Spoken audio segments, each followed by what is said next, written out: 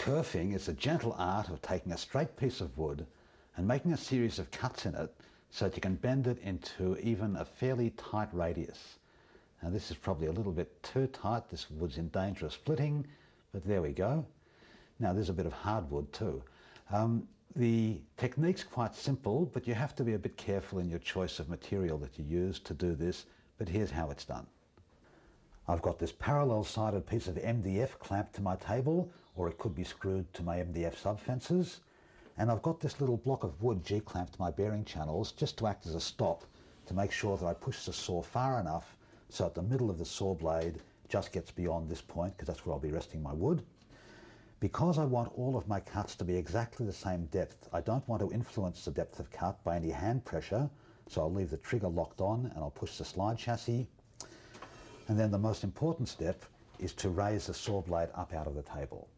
How far you raise it up is a matter for trial and error, and it will depend on the species of wood you're cutting and the moisture content, but anywhere between 2 and 5 millimeters is about as good a rule of thumb as I can give you. I've chosen 3 mil in this instance, but you do have to try this on a scrap, an offcut of the wood you'll be using for the job. Now you may notice down here, alongside where my saw blade cut its path, I've made a little mark 6 millimeters further along, and I'll be using that for indexing my cuts to make sure they're the same spacing. And of course I can put that mark anywhere I like to get whatever spacing I like. Ready to go. There'll be quite a lot of dust created, so I'll wear my dust mask and face mask.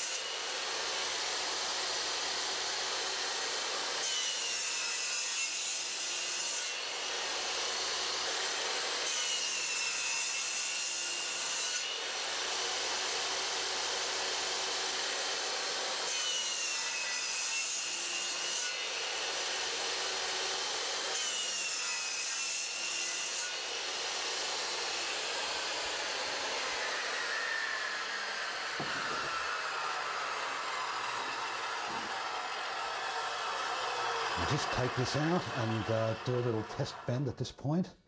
See how we go. This is a very dense bit of hardwood, so I wouldn't be surprised if it cracks. No, going beautifully. Tiniest creak there.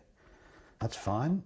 Now that's not quite a right angle, as you can probably see, so I need to put it back in and do another couple of cuts, I'd say. So gently straighten it out, and in this respect you might have to, when you put it back in the machine, you might actually have to put a clamp on there to hold it firmly, or a spring clamp just to keep it down, but you really need to hold that down flat before making the rest of the cuts.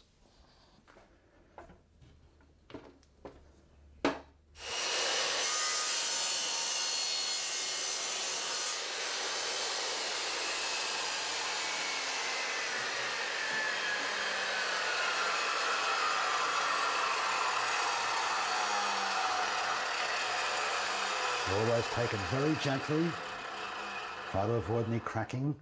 That's fine. Now, by eye, that looks slightly more than a right angle. Now, if I wanted to create a right angle for a bit of furniture, for example, then I might find that 18 cuts, for example, gives me less than a right angle, 19 cuts gives me more than a right angle. There is a way of cheating that. You can do your 18 cuts, but make your first and your last slightly fatter. Make them a cut and then a shaving cut, and then you've basically got 18.5 cuts, and that will give you a perfect right angle. You may also notice that the tear out and splintering is much less where I had the MDF subfence compared to where the material was unsupported. So it is a good idea that you extend your MDF subfence, put a higher piece on there so you've got good backup support all the way through the cut. Once you've done a bit of kerfing, you realise this actually feels quite strong when you're bending it closed like this and closing up all those little triangles that you form with your saw blade.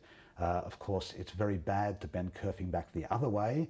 It'll snap very easily. So always close the kerf, and you'll find that if you're using this for decorative purposes, then all you really have to do is paint some PVA glue, good quality PVA glue on there, and then close this up and either clamp it in that closed position or tie it in that position, and you'll get a reasonably good bond for decorative purposes. However, if you're using it for structural purposes, then you really do have to fill each of those little V's up, and epoxy is very good. Car body filler is another medium you could try, and you could experiment with mixing up sawdust with PVA glue and jamming that in with a spatula before you close it up, and then closing it up and keep forcing it back in with the spatula. These two pieces illustrate an interesting principle of kerfing.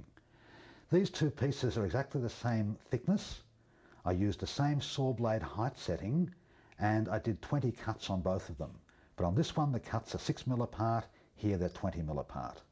So the same number of cuts gives me a right angle in both instances, but on this one, the radius is much tighter, and this one has a much gentler radius. So the distance between your cuts directly affects the radius of bend, and the same number of cuts gives you a right angle if you don't change the thickness of the wood or your saw blade or its setting. I've been talking about achieving a 90-degree bend with your kerfing, but why stop at 90?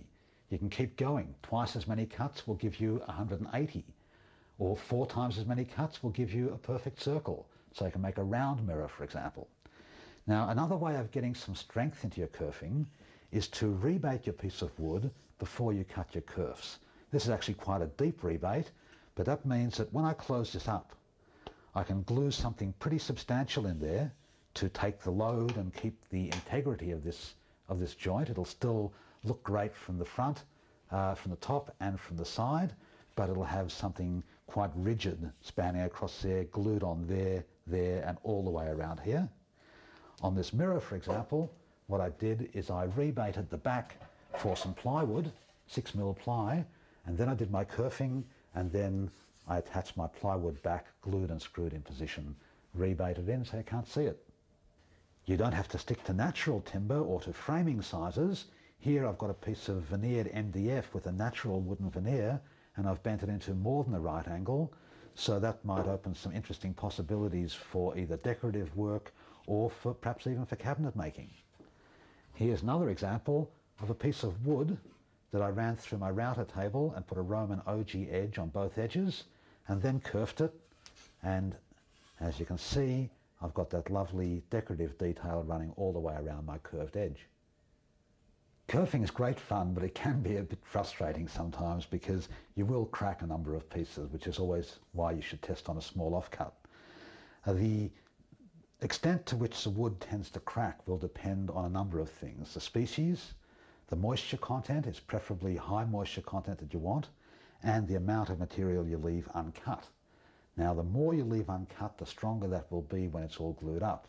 The less you leave uncut, the less likely it is to crack, but the more likely you'll need to reinforce it if you're using it in a structural application. What happens is that as you're bending the wood, you'll tend to get these delaminations or stress cracks there, and there's another one, and that's to be avoided. The way you can avoid that is to firstly choose your material well, long straight grain, and secondly to play steam from a kettle spout on that face while you're bending. And you may have to do the bend in a number of bends, gradually getting the wood fibres accustomed to their new position.